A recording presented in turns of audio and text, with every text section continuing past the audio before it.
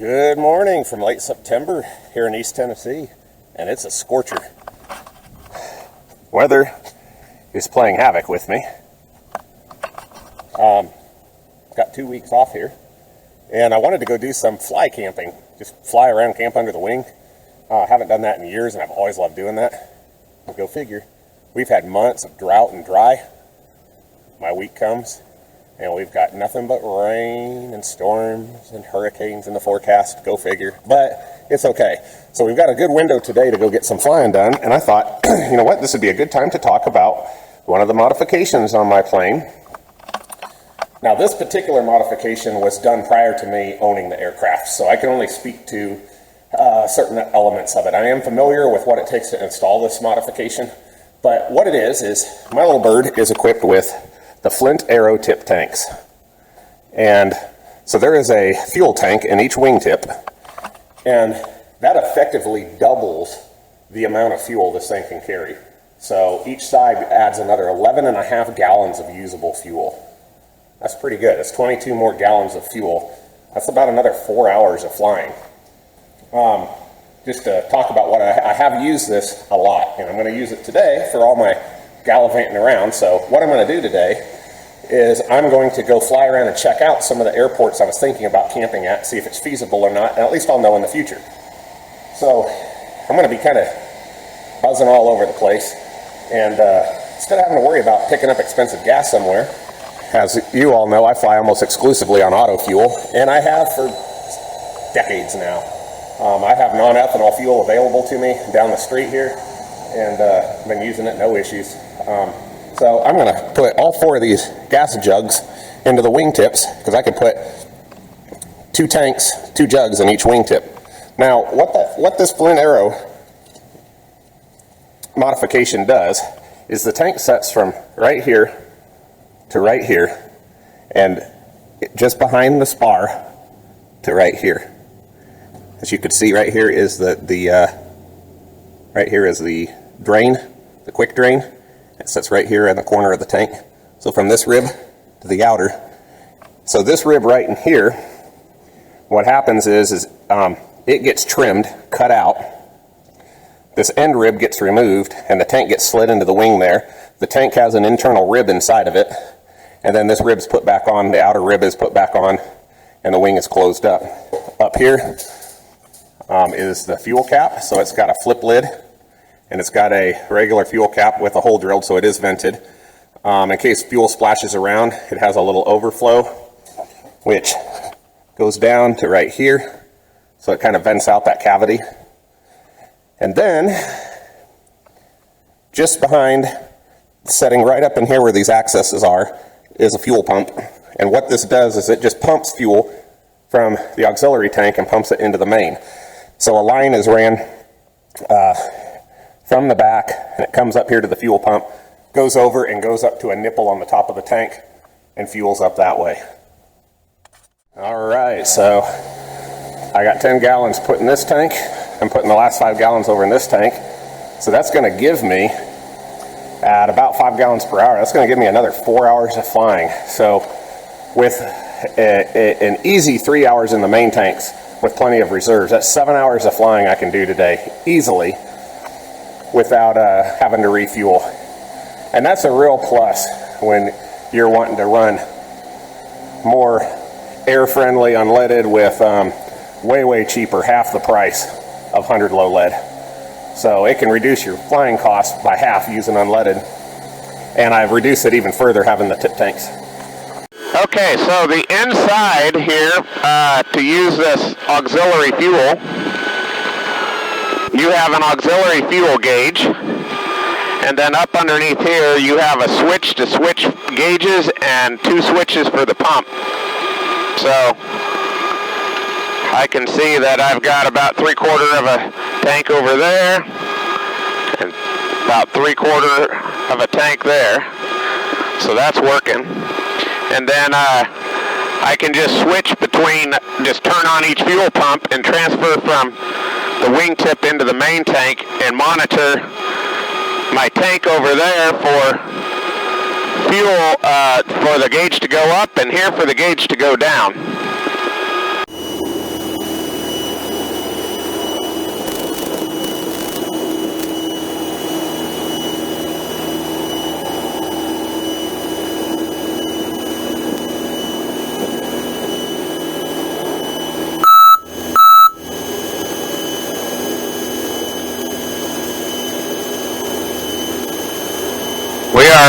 loaded down pretty good this morning. I've got main tanks full and the auxiliaries probably 3/4 full. But that allows me to get up there and get home without having to fuel up, so it saves time. So part of this flight I want to talk about, and that is the auxiliary tanks. So a lot of 150s came with long-range tanks, which increased your flying for about an hour and a half, give or take, depending on your fuel burn. Standard tanks had about 22, 23 gallons usable fuel, 21 and a half, somewhere right in there. Enough for about 3 hours, give or take, with a half an hour reserve. Just depended on your cruise settings and stuff. But there's a company out there called Flint Aero, and they manufacture wingtip tanks. So the auxiliary tanks are out in the wingtips of my aircraft, and they have been in business for quite a while. They're still in business, still manufacturing. Each tank adds 11 and a half gallons of usable fuel. So almost doubling your range or more, because you can get all of that out of there without worrying. My longest leg that I have done with mine are about 8.5 hours. One time I sat straight in the aircraft, and I swore I'd never do it again. It's miserable, but it can be done, and that got me all the way from Goshen, Indiana to Truth or Consequences, New Mexico in a 150. So that's pretty impressive. A lot of it depends on winds, but to get 8.5 hours of flying time out of your Cessna, that's impressive. So it can be used on different scenarios. It might be handy. If you're solo, it's great. Adding all that extra fuel in can save you some fuel stops.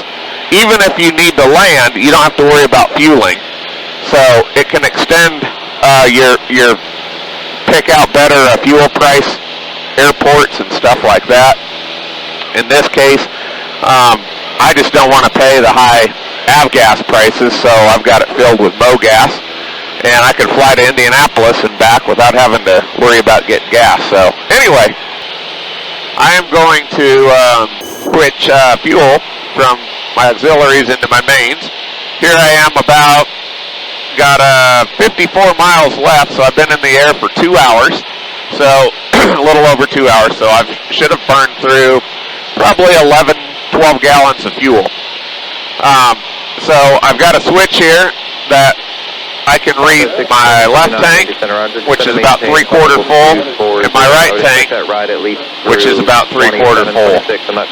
So I've got a little bit more over in the left tank, so I'm going to pump out of there. So all I got to do is turn on my fuel gauge over there, and I got a switch for that.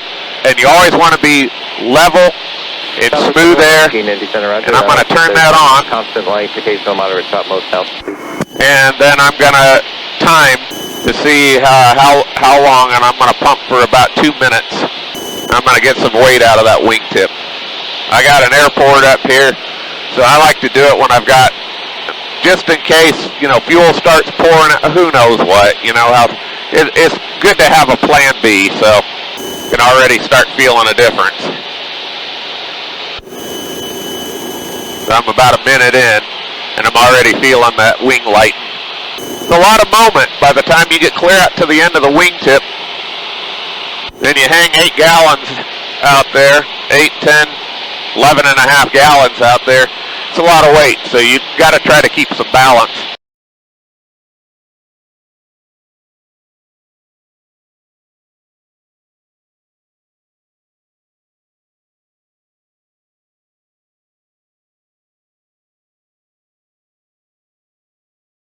So that's about level, so I'm going to go ahead and kill it there. So it's just that simple. One other tip you can use to get all the fuel out is you can fly kind of in a slip for a minute to make sure you drain all the fuel out of the tank.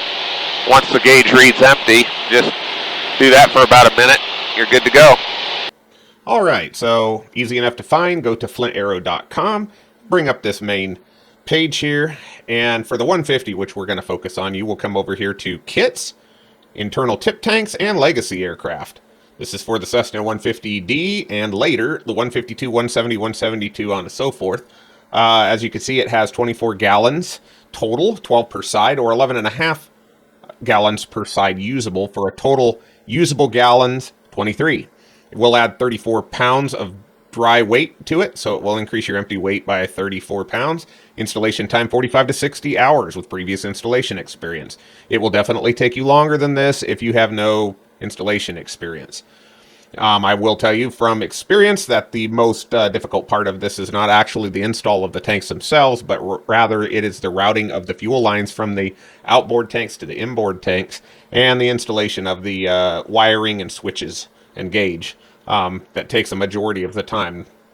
As you can see here, the kit price as of today is $6,042. That will pay for itself, at least in this price, in fuel savings, if you use this enough. Install price will obviously vary according to how much help you've got, how much you could do yourself, and how much you've got to pay a mechanic to do it. There is an STC that you'll need to file with this, and a couple other pieces of paperwork. But all in all, it is, depending on your application, it is a great install item to add to your aircraft, which will definitely increase your range, the convenience of not having to fuel as often, and can save in costs in the long run by not having to use expensive fuel all the time. In my case, it was worthwhile because all this cost was done by a previous owner.